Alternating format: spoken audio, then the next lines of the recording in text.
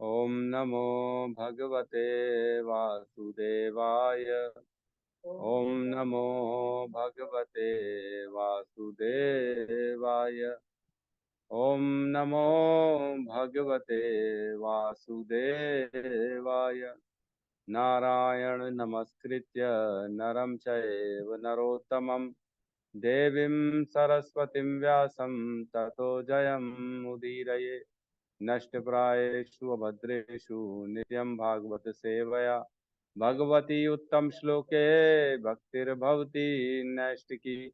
कृष्णाय वासुदेवाय देवकी नंदनाय च नंदगोपकुमाराय गोविंदाय नमो नमः।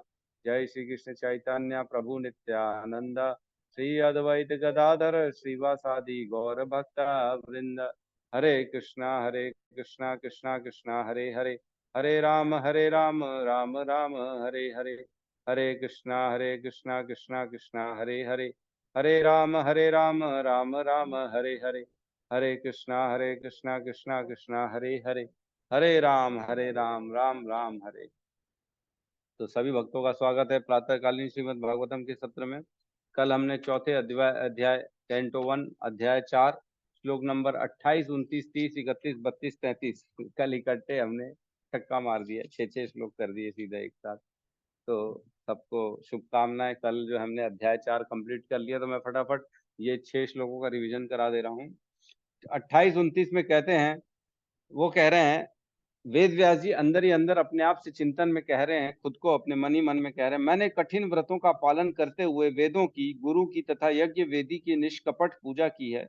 मैंने अनुशासन का भी पालन किया है और महाभारत की व्याख्या के माध्यम से शिष्य परंपरा को अभिव्यक्ति दी है, जिससे स्त्रियां, शूद्र तथा अन्य द्विज बंधु मनुष्य भी धर्म के मार्ग का अवलोकन कर सके। वो अंदर ही अंदर चिंतन कर रहे थे वेद व्यास जी की, मैंने तो सब कर लिया, मैंने कमी छोड़ी कहाँ, मेरे अंदर क्यों ऐसा असंतोष का भाव आ रहा है, जो उनको अतृप्ति का एहसास आ रहा है, उसका कारण क्या है। फिर 30 में कहते हैं, वेदों के लिए जितनी बातों की आवश्यकता है, यद्यपि मैं उनसे पूर्ण रूप से सज्जित हूं, तथापि मैं अपूर्णता का अनुभव कर रहा हूं। भाई मैंने कर तो दिया, मेरे हिसाब से तो मैंने कोई छोड़ा नहीं, हर चीज करी मैंने, लेकिन फिर भी मेरे को असंतोष क्यों हो रहा है। फिर 31 में कहते हैं, हो सकता है ऐसा इसलिए हो कि मैंने भगवान की भक्ति का विशेष रूप से कोई संकेत नहीं किया, जो सिद्ध जीवों तथा अच्युत श्री भगवान दोनों को प्रिय है। अब जाके उनको थोड़ा सा समझ में आ गया, डाउट आ गया कि ओहो ओहो, मैंने तो भागवत धर्म के बारे में वर्णन ही नहीं किया है। वह धर्म जो सभी परम हंसों को अच्छा लगता है, परमहंसों को प्रिय है, और साथ ही साथ भगवान को भी प्रिय है ना। वह धर्म, भगवान को भक्त प्रिय है, भक्त को भगवान प्रिय है। भक्त कौन है? परमहंस है। वह भक्ति के बारे में तो मैंने लिखा ही नहीं है। अब कह रहे हैं 32 में, जैसा कि पूर्व में कहा जा चुका है, जब श्रीला व्यासदेव अपने दोषों के विषय में अफसोस कर रहे थे, उसी समय सरस्वती नदी के तट पर स्थित कृष्ण द्वैपायन श्रीला व्यासदेव की कुटिया में श्री नारद मुनि पधारे। तो जब सरस्वती तट पे वो चिंतन मनन कर रहे थे, जब ये सोच रहे थे क्या कमी रह गई, मैंने तो सब कर दिया, और असंतोष हो रहा था उनको, और उस समय जब उनको ये भावना हुई शायद मैंने भागवत धर्म के बारे में नहीं लिखा है, इसलिए ये संतोष हो रहा है, जब ऐसा सोच ही रहे थे, तब श्री नारद जी स्वयं जो है देव ऋषि वहां पे प्रकट हो गए। देव ऋषि नारद जी कौन है? इनके गुरु हैं, व्यास देव के गुरु, वो वहां पे प्रकट हो गए। और 33 नंबर लास्ट श्लोक में कहते हैं, श्री नारद मुनि के शुभ आगमन पर शील व्यास देव सम्मान पूर्वक उठकर खड़े हो गए और उन्होंने सृष्टा ब्रह्मा के समान उनकी पूजा की। तो स्वयं खड़े हो गए। गुरु आ जाते हैं तो हमारे ये दायित्व, हमारा कर्तव्य है कि हम कभी भी आसन पे ना बैठे रहें, हमें खड़े होना अति आवश्यक है। अपने गुरु के प्रति सम्मान प्रकट करना ही चाहिए। जैसे कि हम देखते हैं, रोम हर्षण जो थे, वो तो भगवान आ गए उनके सामने, बलराम जी तो नहीं खड़े हुए, तो इतना क्रोध आया बलराम जी को कि उन्होंने उनका वध ही कर डाला, है ना, वध ही कर डाला। एक बार इंद्र जो है वो अपनी सभा में बैठे हुए थे, तब वहां पे बृहस्पति आ गए थे, उनके गुरु हैं बृहस्पति। तब जब गुरु के सामने इंद्र नहीं खड़े हुए, तो गुरु को क्रोध आ गया और उन्होंने श्राप दे दिया और उसको नीचे आना पड़ा। मेरे ख्याल से सुअर की योनि में आ गए थे तब, ऐसा ही कुछ था, है ना। तो इंद्र भी जो है अपने गुरु की जो है निंदा करी, उन्होंने आसन छोड़ा नहीं, खड़े नहीं हुए, तो गुरु को क्रोध आ गया। तो ऐसा नहीं करना चाहिए। गुरु आए तो ये हमारी जिम्मेदारी है कि उनका सम्मान करें। विधि विधि पूर्वक उनका सम्मान करना अति आवश्यक है, क्योंकि गुरु जो है ना, उनको हमारे से कोई लेना देना नहीं है। गुरु आपसे, आपकी प्रतिष्ठा, आपके धन, आपके मान, आपकी कोई भी वस्तु से उनको कोई हेतु नहीं होता। वो तो ये चाहते कि केवल आप भक्ति करो। अहेतुकी अप्रतिहता, है ना। ऐसी भक्ति होनी चाहिए जो अहेतुकी हो, वो प्रदान करते हैं गुरु। ठीक है, तो गुरु के प्रति हमको बड़ा ही सोच विचार करके अपने व्यवहार को रखना चाहिए। तो आज हम 5वें अध्याय में प्रवेश करेंगे। सबको शुभकामनाएं हैं 5वें अध्याय में प्रवेश करने की। 5वां अध्याय, जिसका शीर्षक है श्री नारद मुनि द्वारा श्रील व्यास देव को श्रीमद् भागवतम के विषय में आदेश। अब जो है, जो उनको संकोच हो रहा था व्यास देव को कि ओहो, लग रहा है मैंने भागवत धर्म के बारे में नहीं लिखा, लेकिन आपको ना इसमें जैसे हम प्रवेश करेंगे तो आपको जान के हैरानी होगी कि श्रीमद् भागवतम तो पहले ही लिख चुके हैं व्यास देव। तो मैं भी कल पढ़ रहा था तो मेरे को पता पड़ा, ऐसा नहीं है कि उन्होंने 17 पुराण लिखे, उन्होंने 18 पुराण पहले ही लिख चुके हैं। श्रीमद् भागवतम पुराण पहले ही लिखा गया है, महाभारत पहले ही लिखा गया है, फिर भी असंतोष हो रहा है उनको। इसका वर्णन मुझे, मैं माफी चाहूंगा कि मैंने 2-3 बार सबको ये बताया कि उन्होंने 17 पुराण लिखे थे, 17 पुराण लिखे थे, जो कि गलत है। 17 नहीं, वो पहले से 18 पुराण लिख चुके थे। श्रीमद् भागवतम भी लिख चुके थे, महाभारत भी लिख चुके थे, फिर भी उनको असंतोष हो रहा था। तो अब समझ में नहीं आ रहा, जब भागवतम लिख दिए थे तो फिर असंतोष क्यों हो रहा है। तो हम इसमें चेहरा चर्चा में घुसेंगे, आज प्रवेश करेंगे और आपके सामने से ये पर्दा खुलेगा कि ऐसा क्या हुआ था। पहले श्रीमद् भागवतम लिखी गई थी, फिर दोबारा श्रीमद् भागवतम क्यों लिखनी पड़ी, या ऐसा क्या हो गया जो दोबारा फिर श्रीमद् भागवतम में उन्होंने देखा, वापस उसमें क्या किया, चेंजेस क्या किए। ठीक है, तो हम प्रवेश करते हैं अध्याय 5। और इस अध्याय में गुरु नारद और उनके शिष्य वेद व्यास, इनके संवाद का चर्चा है। गुरु और शिष्य के बीच में जो जो संवाद होते हैं वो बड़े इंपॉर्टेंट होते हैं, है ना। गुरु की सेवा जो होती है, वाणी से सेवा करनी चाहिए, है ना। हमारे श्रीला प्रभुपाद ने यही हमको सिखाया है। 2 तरह की सेवा आती है गुरु की, एक होती है वाणी सेवा और एक होती है वपु सेवा। तो जो वाणी सेवा होती है, मतलब गुरु के वाणी, उनको आदेश, जो उनकी आदेश है, उन्होंने जो इंस्ट्रक्शंस दिए हैं उसको फॉलो करना, ये होती है गुरु की वाणी सेवा। और एक वपु सेवा वो होती है जो उनकी फिजिकल बॉडी की सेवा करना, उनकी चरण दबा दिए, अभिषेक कर दिया चरणों का, उनके लिए व्यवस्थाएं कर दिए, जो है मालिश कर दिए, और बाकी सारी चीजों की व्यवस्था करनी है ना। उनके बेड को सजा लिए, कमरा सजा दिए, बाकी सारी काम जो होते हैं पर्सनल सेवा, मतलब उसको कहते हैं हम वपु सेवा। और वाणी सेवा मतलब उनके इंस्ट्रक्शंस को फॉलो करना। तो इंस्ट्रक्शंस फॉलो करना सबसे ज्यादा श्रेष्ठ है। एक बार क्या हुआ, एक जो है गुरु का शिष्य आया, है ना। हमारे इस्कॉन की बात है, मैं नाम तो भूल रहा हूँ कि इतने सारे जो है कहीं ना कहीं गलत हो जाता है। तो एक बार क्या हुआ, एक हमारे गुरु, उसके गुरु रहे होंगे, वो पहुंचा वहां पे और कथा चल रही थी, कथा खत्म हो गई, तब पहुंचा गुरु का शिष्य वहां पे। और जाके गुरु के पास जाता है और गुरु को बोलता है, गुरु जी प्लीज आशीर्वाद दीजिए, प्लीज मर्सी ब्लेस मी प्रभु जी। तो गुरु जी बोलते हैं, mercy is now over. Mercy का जो टाइम था, जो आशीर्वाद का टाइम था, वो खत्म हो चुका है, अब कोई मर्सी नहीं है मेरे पास, है ना। मतलब कोई आशीर्वाद नहीं है। क्या आशीर्वाद था? आशीर्वाद थी वो कथा जो चल रही थी, तुमने सुनी नहीं, बोल रहे हैं गुरु बोले। जब जो मैं सुनाना चाहता हूँ, जिससे सुन के तुम्हारा उद्धार होगा, वो तो तुमने सुना नहीं, और आके मेरे जो है चरण पकड़ के बैठ जाओ कि प्रभु जी, गुरु जी आशीर्वाद दो, आशीर्वाद दो, आशीर्वाद। गुरु का आशीर्वाद जो होता है ना, वो वाणी से होता है। सुनने से, अपने जीवन को बदलने से गुरु का आशीर्वाद मिलता है, ना कि जाके चरण में बैठ गए, फिर जो हम जैसे के थे वैसे के वैसे, है ना। क्या कहते हैं, एक है ना, एक कहते हैं ना, आता है, क्या कहावत है, मक्का गए मदीना गए, बनने गए थे काजी, वापस जब पलट के आए तो वही पाजी के पाजी। गए तो थे, क्या काजी बनने गए थे, लेकिन वहीं के वहीं रह गए। वो सब किए, गए, सुने, सब मतलब गए, मिले, आशीर्वाद लिए, आए, वापस अपने घर में आए और वापस वहीं के वहीं, वही प्रवृत्ति पहले वाली। No changes at all.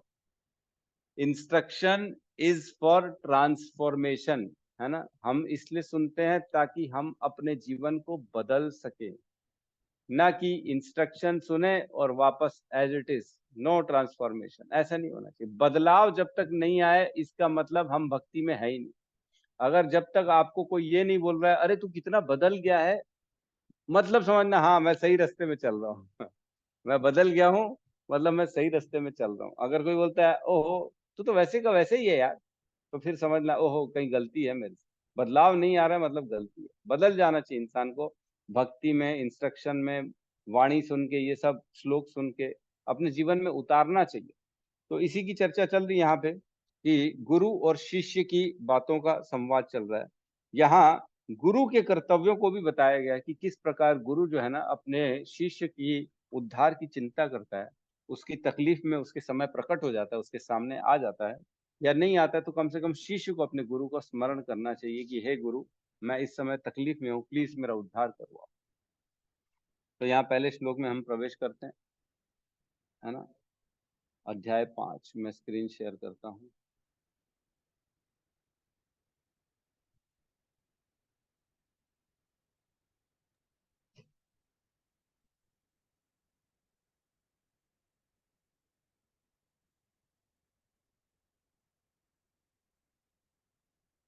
पहला श्लोक जो है सूत उवाच है, सूत गोस्वामी जी कह रहे हैं, तो हम साथ में मिलके दोहराएंगे। सूत उवाच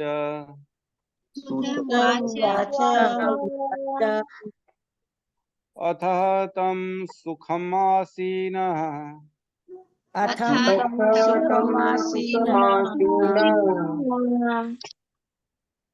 उपासीनं बृहत्श्रवा उपासीनं बृहस्रवा देवर्षि प्रहार विप्रषि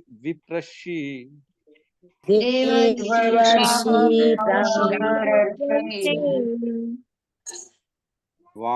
वीणापाणि स्मयनिव वीणापाणि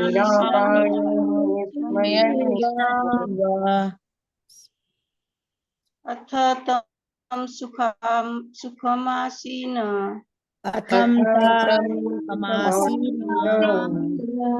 उपासीनं बृहस्रवा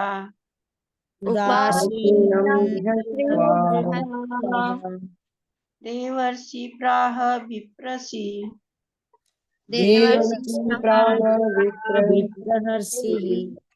वीणापाणि स्मन्निव।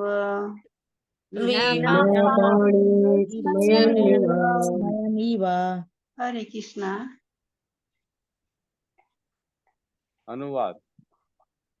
श्रील सूत गोस्वामी ने कहा, इस प्रकार देव ऋषि नारद मुनि सुख पूर्वक बैठ गए और मानो मुस्कुराते हुए ब्रह्म ऋषि श्रील व्यास देव को संबोधित किया। ओम अज्ञानतिमिरन्धस्य ज्ञानाञ्जन शलाकया चक्षुरुन्मीलितं येन तस्मै श्री गुरुवे नमः। श्री चैतन्य मनोभीष्टं स्थापितं येन भूतले स्वयं रूपः कदा मह्यं ददाति स्वपदान्तिकम्। वन्देऽहं श्रीगुरु श्रीयुतपदकमलं श्रीगुरून् वैष्णवांश्च श्रीरूपं सागरजातं सहगण रघुनाथान्वितं तं सजीवं साद्वैतं सावधूतं परिजनसहितं कृष्ण चैतन्य देवम् श्री राधा कृष्ण पादान सहगण ललिता श्री विशाखान्वितांश्च हे कृष्ण करुणा सिंधु दीनबंधु जगतपते गोपेश गोपिका कांत राधा कांत नमस्तुते तप्त कांचन गौरांगी राधे वृंदावनेश्वरी वृषभानुसुते देवी प्रणमामि हरिप्रिय वाञ्छाकल्पतरुभ्यश्च कृपा सिन्धुभ्य एव च पतितानां पावनेभ्यो वैष्णवेभ्यो नमो नमः। नमो विष्णुपादाय कृष्णपृष्ठाय भूतले श्रीमते भक्ति वेदांत स्वामी इति नामिने नमस्ते सरस्वते देवे गौरवाणी प्रचारिणे निर्विशेष शून्यवादी पाश्चात्य देश तारिणे जय श्री कृष्ण चैतन्य प्रभु नित्यानंद श्री अद्वैत गदाधर श्रीवासादि गौर भक्त वृंद हरे कृष्णा कृष्णा कृष्णा हरे हरे हरे राम राम राम हरे हरे हरे कृष्णा। तो यहाँ पे पहले श्लोक में सूत गोस्वामी जी शौनक आदि ऋषियों के सामने वर्णन कर रहे हैं कि किस प्रकार नारद जी जब वहां पे प्रकट हुए तो कैसा माहौल था, क्या हो रहा था उस समय। तो यहाँ कह रहे हैं अतः तम सुखम आसीना, अतः इसके बाद जो है जब वहां प्रकट हुए नारद जी, पिछले श्लोक में हमने पढ़ा नारद जी प्रकट हुए और वेद व्यास जी सम्मान पूर्वक उनके लिए खड़े हुए और उनकी पूजा अर्चना की और उनको स्वागत किया और उनको आसन पे बिठाया। तब क्या हुआ, तब कह रहे अथा तम सुखमासीन, तब सुख पूर्वक बैठे थे जो है स्वयं कौन, नारद जी। उपासीनम बृहत श्रवा, अपने उपासीनम मतलब पास में बैठना, हम पढ़ते ना उपास, उपास हम पढ़ते ना, उपास मतलब क्या, उपवास, पास में बैठना है ना। अपवास और उपवास, उपवास मीन्स समीप बैठना और अपवास मीन्स दूर हो जाना। तो उपवास यहाँ पे उपासीन बृहद श्रवा, उसके सामने बैठ गए, दोनों आसपास एकदम आमने सामने बैठ गए, सम्मानित होकर एकदम रिस्पेक्ट विथ रिस्पेक्ट बैठे थे वहां पे। कौन बैठा था, देव ऋषि, देवताओं के मध्य परम ऋषि। देव ऋषि क्यों कहते हैं, क्योंकि नारद जी के पास शक्ति है, वो कहीं पे भी जा सकते हैं ना, 14 लोकों में कहीं पे भी, वैकुंठ में कहीं पे भी फ्रीडम है उनके पास। इतनी मतलब एक्सेसिबिलिटी है कि किसी भी कक्ष में किसी भी जगह वो प्रवेश कर सकते हैं, उनके पास इतनी शक्ति है नारद जी के पास। हर कहीं वीणा लेके नारायण नारायण करते हुए प्रवेश कर जाते हैं, भगवान के बहुत बड़े भक्त हैं। तो देव ऋषि राह विप्रशिम विप्रशिम, तो ब्राह्मणों के मध्य जो ब्रह्म ऋषि हैं, मतलब अब वेद व्यास जी के सामने वो वहां पे कह रहे हैं, राह विप्रशिम मतलब उनके सामने कहा, वीणा पाणी स्मयम इवह, वो हाथ में वीणा धारण किए हुए थे और मंद मंद मुस्कुरा रहे थे। वो वहां का एकदम जो है ना सिचुएशन का बयान कर रहे हैं। मंद मंद क्यों मुस्कुरा रहे, तो उसकी कथा अगले श्लोक में आएगी, क्यों मंद मंद मुस्कुरा रहे हैं। हम अगले श्लोक में प्रवेश करते तब समझ में आएगा क्यों मुस्कुरा रहे हैं वेद व्यास जी के सामने नारद जी। ठीक है,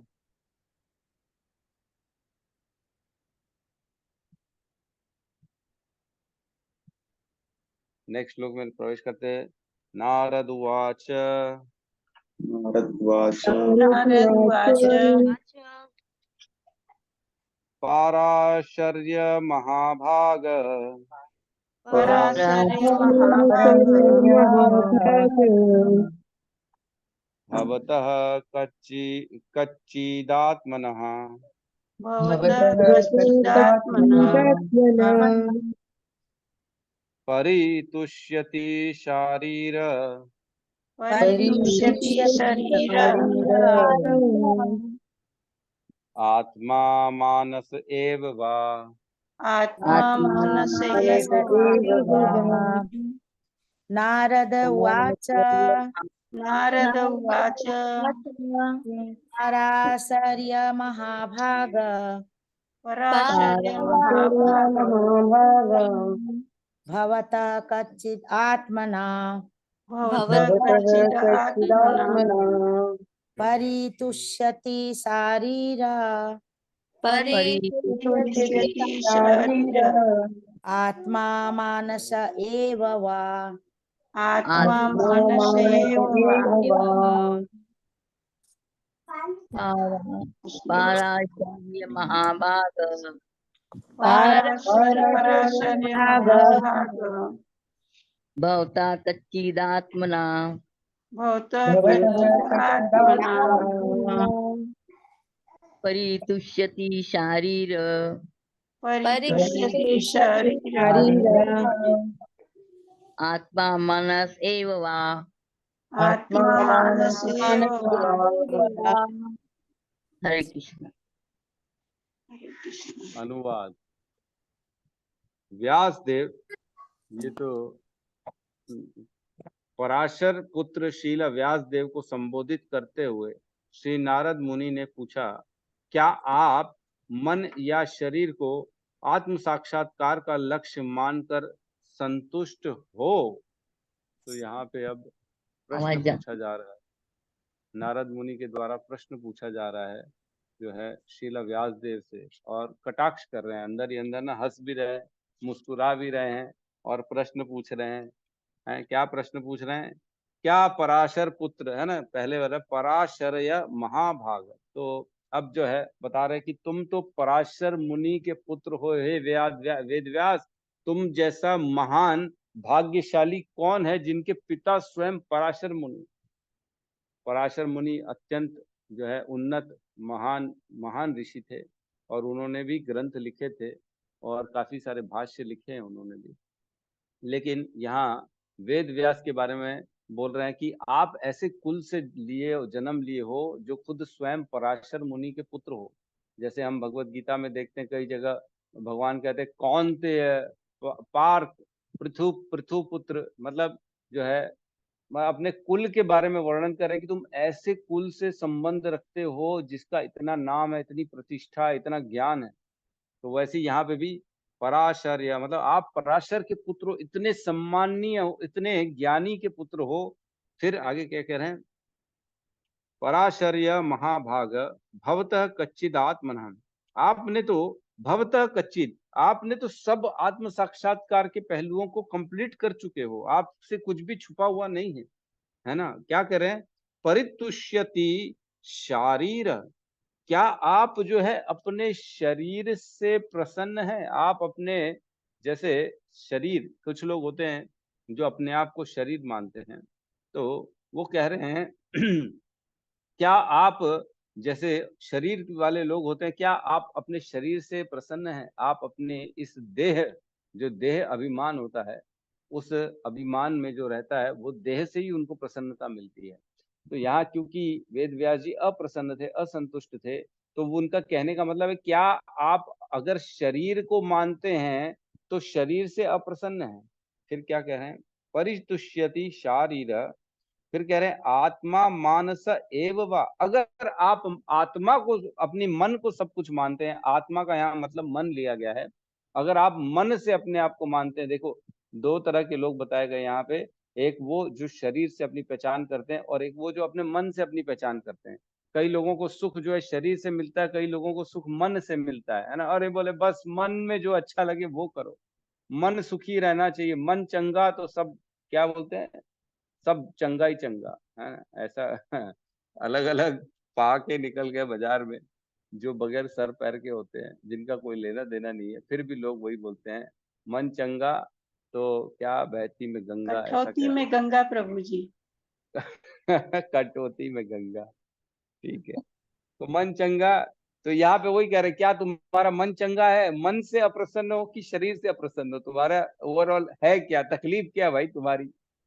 तो इसमें दो तीन चीज समझने की है। पहली तो ये कि नारद मुनि कह रहे हैं तुम पराशर मुनि के पुत्र, और तुम तो सब आत्म साक्षात्कार के पहलुओं को जानते हो, क्योंकि तुमने सारे वेदों को लिखा है, सारा महाभारत लिखा है, तुमको सब मालूम है।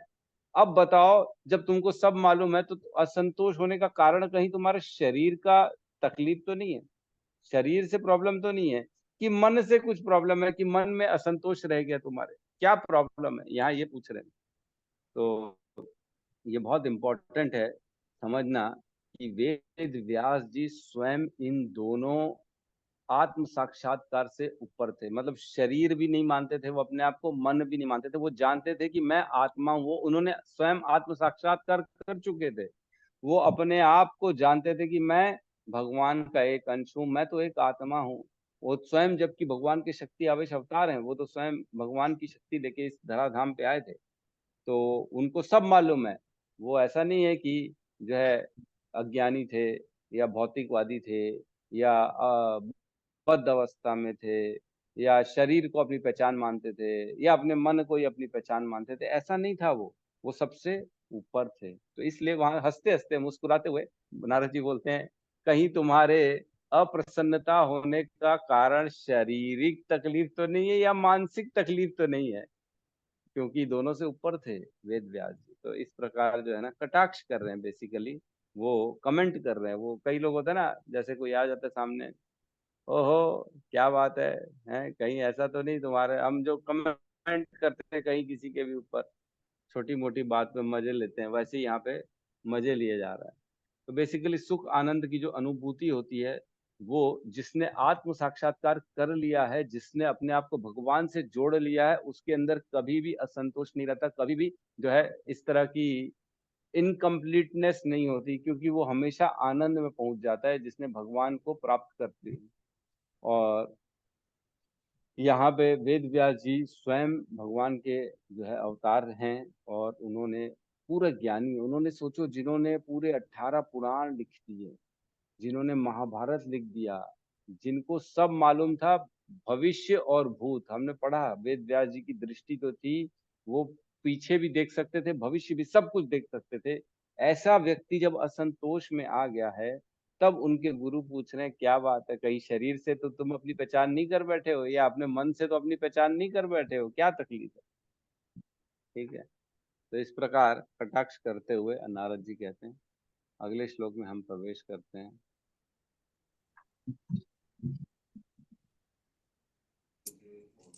थर्ड नंबर श्लोक में हम प्रवेश करते हैं। यहाँ कहते हैं जिज्ञासितं सम सॉरी जिज्ञासितं जिज्ञासितं सम्पन्नमपि अपि ते महद् अद्भुतम् अपि ते महत् अद्भुतम् सम्पन्नमभूतम् कृतवान् भारतं यः त्वम् कृतवान् भारतं सर्वार्थ परिबृहितम् सर्वार्थपरिगृहीतम्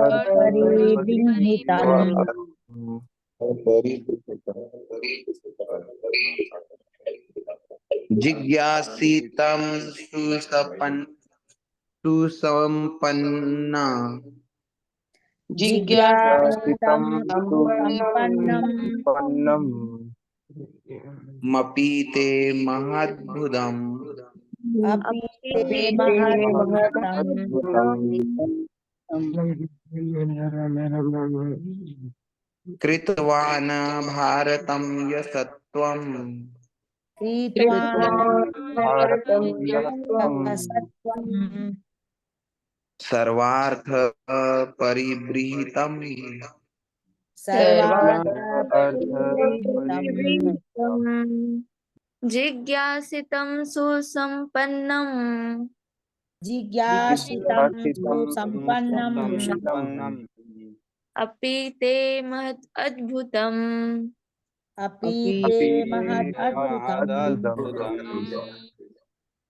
कृतवान् भारतं यः त्वम् कृतवान् भारतं सर्वार्थ परिबृहितम् सर्वार्थपरिगृहीतम्।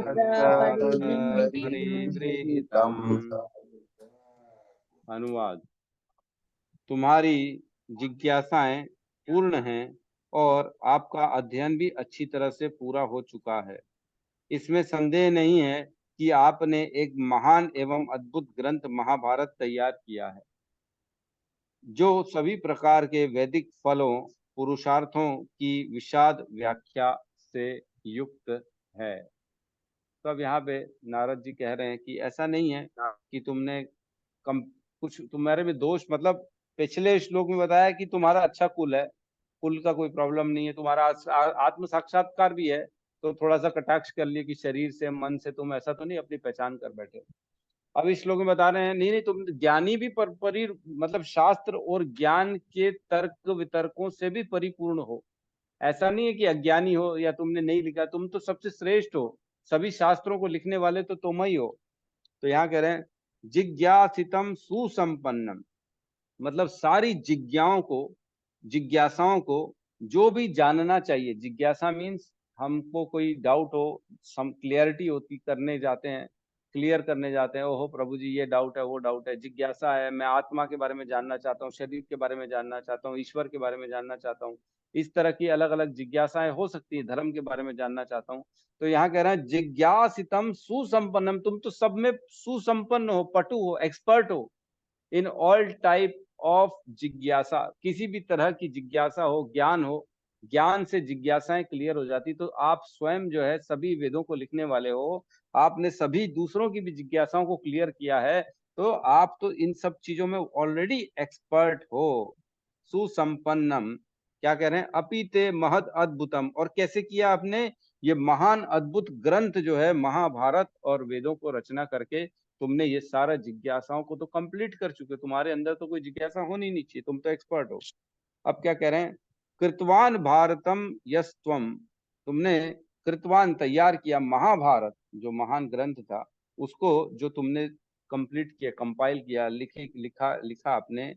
सर्व अर्थम परिबृहतम, ये स्वयं ग्रंथ जो है, इस ग्रंथ का फल ये है कि ये तो सभी सभी फलों का जो है देने वाला है। ऐसा नहीं है कि तुम, क्या है यहाँ पे कहने का मतलब ये है, जैसे 3 तरह की जिज्ञासाओं का वर्णन होता है ना, अथा तो ब्रह्म जिज्ञासा, हम सबसे पहले जो है ना पढ़ते हैं, अथा तो ब्रह्म जिज्ञासा, और दूसरा होता है अथा तो धर्म जिज्ञासा, है ना, फिर होता है जीवस्य तत्व जिज्ञासा। 3 तरह की जिज्ञासाओं का वर्णन हो रहा है यहाँ पे।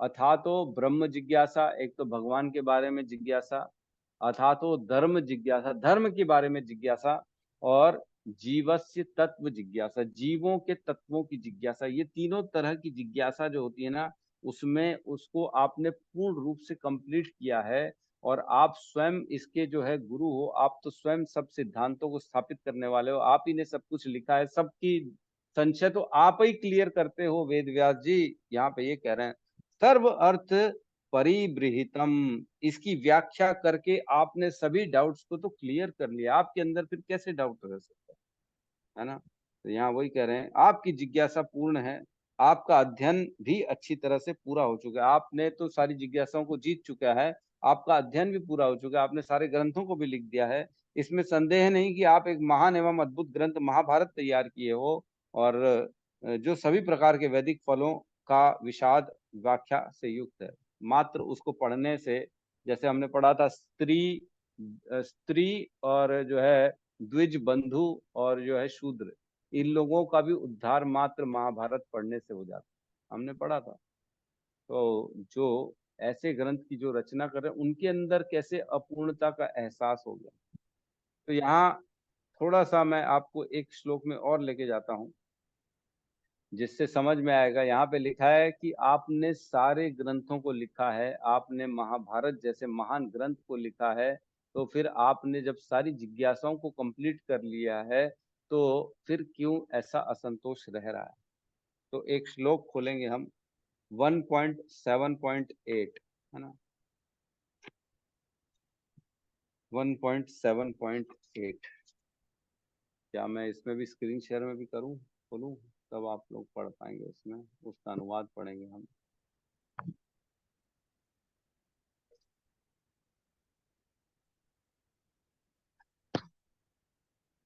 वन 1.7.8।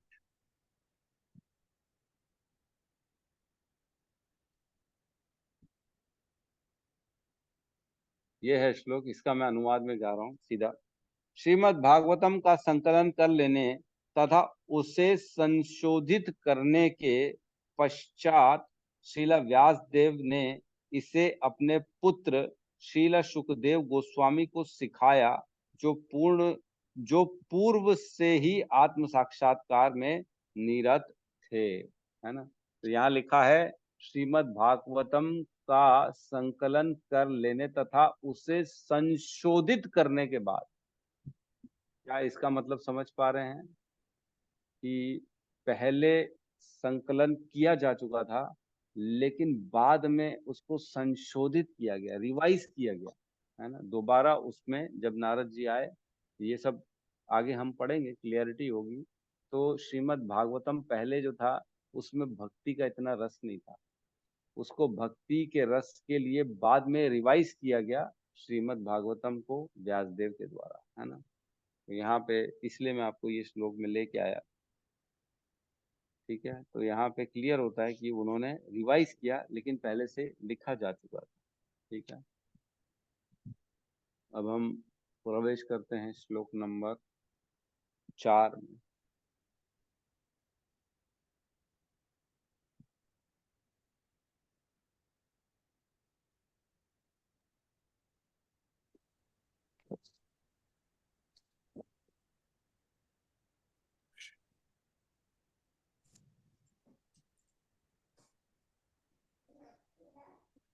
श्लोक नंबर 4 1.5.4 यहाँ पे साथ में दोहराएंगे।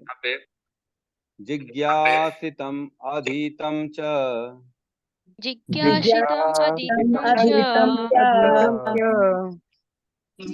ब्रह्म यत्तत् सनातनम ब्रह्म ब्रह्म यत् यत् तत् सनातनम् तथापि शोचस्यात्मनम् तथापि शोचसे तथापि आत्मनम् शोचस्यात्मनम् आकृतार्थ इव प्रभो आकृत अर्थ कृतार्थ एव इव प्रभो प्रभु जिज्ञासितम अधीतम च जिज्ञासितम् अधीतं च जिज्ञासितम् अधीतं च ब्रह्म यत् तत् सनातनम ब्रह्म यत् ब्रह्म यत् सनातनम् सनातनम् तथापि शोचति आत्मनम् तथापि शोचसि आत्मनम् तस्यात्मना आकृत अर्थ एव प्रभो आकृत एव अकृतार्थ प्रभो इव कृतार्थ इव प्रभु।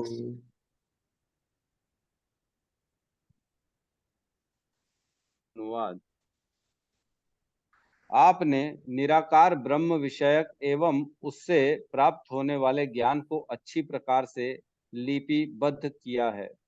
तो इतना सब होते हुए हे मेरे प्रभु, आपने अपने आप को व्यर्थ समझकर निराश होने की क्या बात है। यहाँ पे जो है ना, फिर से नारद जी कह रहे हैं कि भाई आपने तो सब लिख दिया है, तो निराश क्यों हो रहे हो, असंतोष क्यों हो रहे हो। यहाँ कह रहे हैं जिज्ञासितम अधीतम, मतलब सारी जिज्ञासाओं को जानने वाला। जो सारी जिज्ञासाएं हैं, आप तो उसमें एक्सपर्ट हो।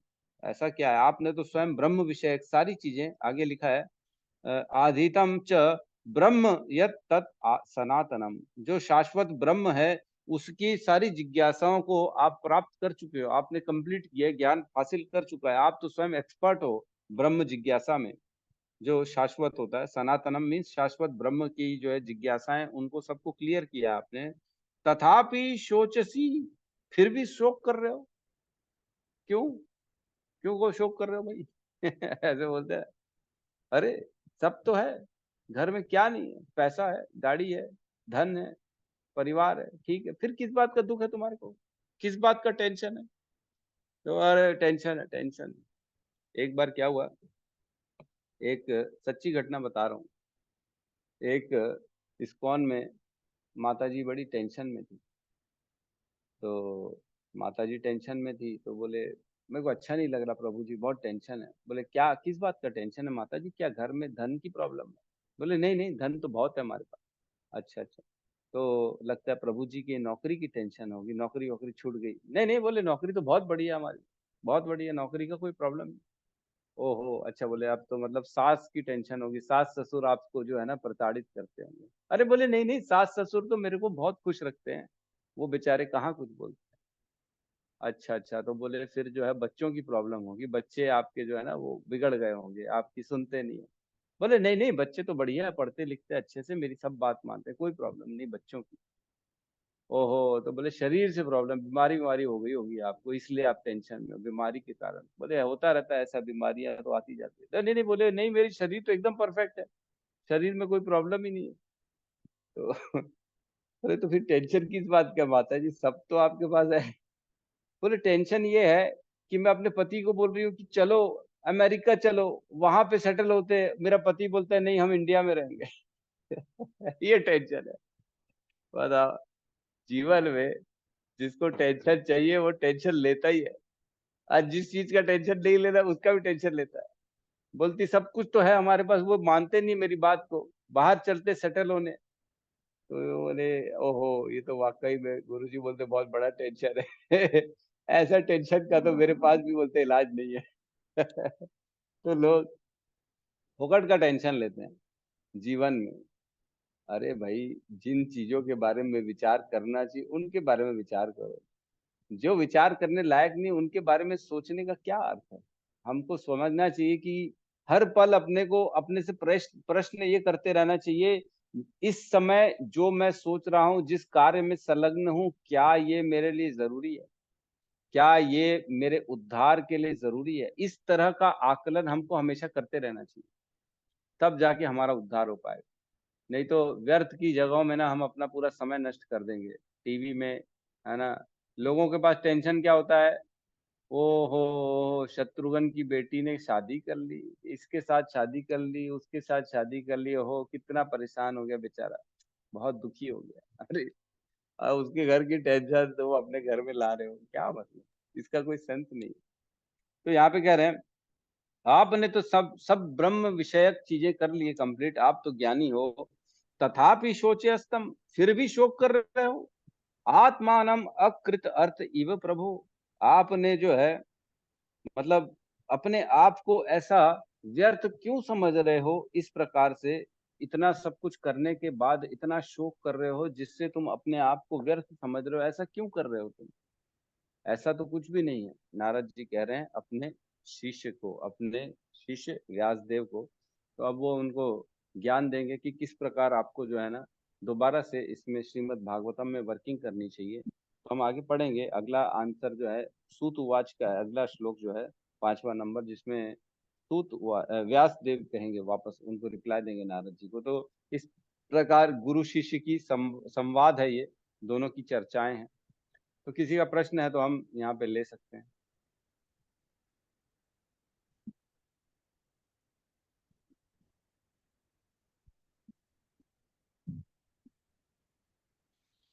किसी का कोई भी प्रश्न नहीं है।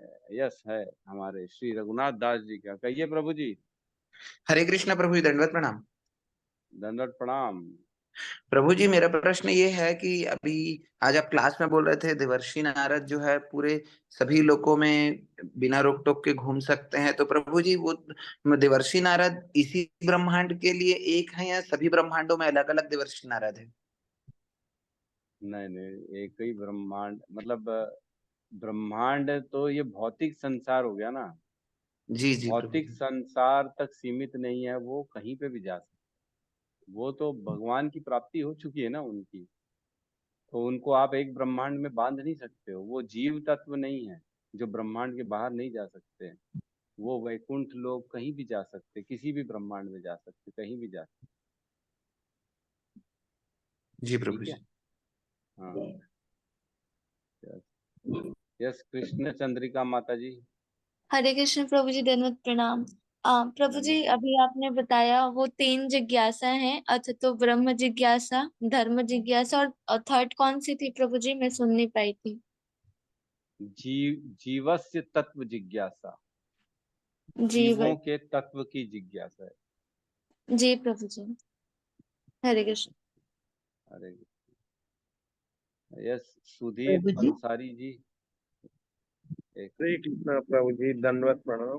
प्रभु जी, ये धन्यवाद। चौथे श्लोक में जैसे कहा है, नारद जी कह रहे हैं कि तुमने निराकार ब्रह्म विषयक एवं उससे प्राप्त होने वाले ज्ञान को भली भांति लिपिबद्ध किया है। तो इन्होंने हाँ निराकार ब्रह्म क्यों कहा प्रभु जी? ब्रह्म तो वास्तव में भगवान तो साकार रूप में है ना। हाँ, ये तो आप जो है मेल मुद्दे को पकड़ लिया आपने। यहीं से ही तो स्टार्ट होगा ना कि भगवत भक्ति का ज्ञान क्यों नहीं दिया आपने, ब्रह्म की जिज्ञासाओं का कंप्लीट ध्यान दे दिया, लेकिन जो भक्तों का, परमहंसों का जो जो जरूरत है उसका कहाँ किया आपने वर्णन। तो ये आपने पहले ही बात को पकड़ लिया, तो इसकी चर्चा हम अभी आगे करते, धीरे धीरे करते, तब खुलासा होता कि यहाँ पे ऐसा क्यों लिखा है। तो भक्ति की जो है ना भगवान की, उसका वर्णन एक्चुअल में पहले नहीं किया गया था। जो भक्ति रस थी ना वो उसमें नहीं था, उसको निराकार के रूप में रखा गया था। फिर बाद में जब हम जानते हैं, आपने पढ़ा भी होगा, सुखदेव गोस्वामी जब प्रकट हुए थे तो वो भी ज्ञान योगी के मार्ग में थे, वो भी निराकार ब्रह्मवादी थे। वो जो है भगवत भक्ति का रस नहीं था उनके अंदर, है ना, भक्ति योग में नहीं थे, ज्ञान योग में थे वो। तो भक्ति योग में कैसे प्रवेश किए? बाद में जब अपना व्यासदेव ने इसको रिवाइज किया श्रीमद् भागवतम को, उसमें भक्ति के रस को डाला, उसके बाद जो है फिर उनको भी आकर्षित करने लगी, सुखदेव गोस्वामी को भी श्रीमद् भागवतम। फिर दोबारा आते अपने पिताजी के पास, फिर ये पूरा ज्ञान हासिल करते हैं श्रीमद् भागवतम का, फिर वो बाद में परीक्षित महाराज को ये कथा सुनाते हैं। शंकराचार्य जी भी पहले निराकार ब्रह्म को मानते थे, फिर बाद में वो साकार में साकार। नहीं, वो तो उन्होंने कभी ऐसे डिक्लेयर नहीं किया कि साकार को मैं मानता हूँ, उन्होंने पूरा जीवन निराकार का ही किया, लेकिन कुछ तथ्यों से ऐसे पता पड़ गया कि वो साकार की पूजा चाहते हैं कि लोग करें। जी जी, हरे कृष्ण। हरे कृष्ण। यस सत्यम प्रभु। हरे कृष्ण विद्यानंद प्रभु जी। जरूर प्रणाम। प्रभु जी बस यही एक डाउट था कि मतलब देवर्षि और महर्षि में कोई विशेष अंतर है कि दोनों डबल और सेम?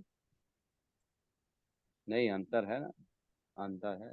देव ऋषि और महर्षि, देव ऋषि वो है जो देवताओं के भी ऋषियों के रूप में, देवताओं को भी ऋषियों के रूप में स्वीकार हो,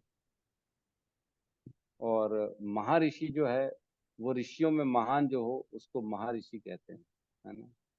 तो एग्जैक्ट तो डिफरेंस मैं अभी नहीं बता सकता, मेरे को भी थोड़ा सा और अध्ययन करना पड़ेगा इसमें, मैं बता दूंगा, लेकिन डिफरेंस है दोनों में, है ना। ठीक है, हम इस पे मैं चर्चा करेंगे अपन, मैं और अच्छे से निकाल दूंगा, डिफरेंस है दोनों में, ये मान के चलिए। ठीक है, ठीक है, बहुत बहुत धन्यवाद। तो हम हरे हरे कृष्णा। हरे कृष्ण प्रभु जी। माता जी बोलिए। ये जो हम एकादशी कर रहे हैं आज, ये पितर के समय आई है, तो ये हमारा एकादशी का फल हम पितरों को अर्पण कर सकते हैं, यानी उनके हाँ, नाम कर से सकते हो, अर्पण? बिल्कुल कर सकते हैं। जी ये हाँ। है ही इसीलिए, पितरों का जो नीचे चले गए बेचारे पितर, उनका उद्धार करने के लिए है ये एकादशी, है ना। किसी भी अच्छा। गलती से, किसी भी कारणवश अगर कोई पुत्र नीचे गिर चुका है तो उसका उद्धार होगा इस एकादशी से। हमने महात्मा इसीलिए तो सुना ना, माता जी ने पूरी इतनी अच्छी कथा सुनाई कि वो राजा जी के जो पित्र थे वो नीचे यमराज के साथ नीचे चले गए थे, तो उन्होंने संदेश भेजा कि तुम ये एकादशी करो तो मेरा भी उद्धार होगा, मैं भी स्वर्ग तक पहुंच जाऊंगा। तो हमको भी करनी चाहिए हमारे पितरों के लिए। जी हाँ, उनके नाम से माला भी कर सकते हैं। हाँ हाँ, माला तो आप बिल्कुल कर सकते हो, कभी भी कर सकते हो, कोई जी प्रॉब्लम। धन्यवाद। धन्यवाद। यस, ठीक है, तो हम यहाँ पे क्लास को क्लोज करते, सब मिलके हरे कृष्ण महामंत्र का जाप कर लेते हैं। हरे कृष्णा हरे कृष्णा कृष्णा कृष्णा कृष्णा हरे हरे, कृष्णा हरे हरे हरे हरे हरे राम राम राम राम राम हरे हरे हरे। हरे। हरे हरे। समस्त भक्त वृंद भक्त की वृंद की जय। जय। जगत गुरु जगत गुरु श्रील श्रील प्रभुपाद प्रभुपाद की की जय। जय। जय गौर प्रेमानंदे। हरि हरि हरि बोल। बोल। हरि हरि हरि बोल। बोल। हरे हरि हरि। हरे कृष्ण प्रभु।